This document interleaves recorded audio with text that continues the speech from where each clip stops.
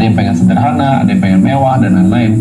Tapi kadang kalau misalnya kita udah di tahap 1, 2, 3, 4 sampai kita mengumpulkan kekayaan, lalu kita udah berhasil bisa beli apa yang kita mau, hidup dengan lifestyle yang kita mau, terus kita mempertaruhkan semua kekayaan kita untuk mendapatkan lebih. Padahal, belum tentu lebih itu bikin kita lebih happy. Belum tentu kekayaan yang lebih itu bisa bikin kita lebih terpenuhi hidupnya. Ada quote-nya, mencari uang yang kita nggak butuh, akhirnya meresikokan uang yang kita sebenarnya butuh.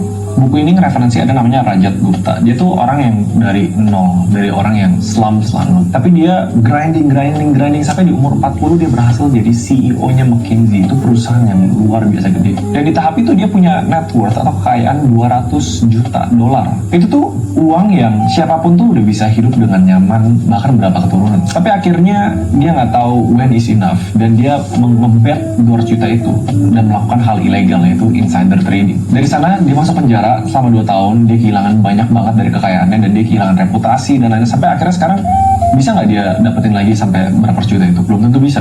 Jadi kalau misalnya kita udah tahap udah membangun kekayaan, punya relasi yang baik, kita udah tahu konsep compounding, udah sabar, jangan lupa di ujung kita harus tahu when is enough, berapa sih yang cukup untuk kita. Gue tahu kebanyakan milenial dan Gen Z di zaman sekarang itu kayak mungkin nggak bakal cukup gitu, gue bakal mau terus, tapi percaya deh, nanti kalau udah di tahap lebih berumur, udah mulai berkeluarga, udah tahu prioritas di dalam hidup kita mungkin udah bukan tentang mencari kekayaan yang luar biasa banyak, tapi kita pengen hidup happy. Dan itu yang menurut gue harus ditanamin mindsetnya dari sekarang. Jangan sampai kita tergoda greed, envy, keserakahan, jealous.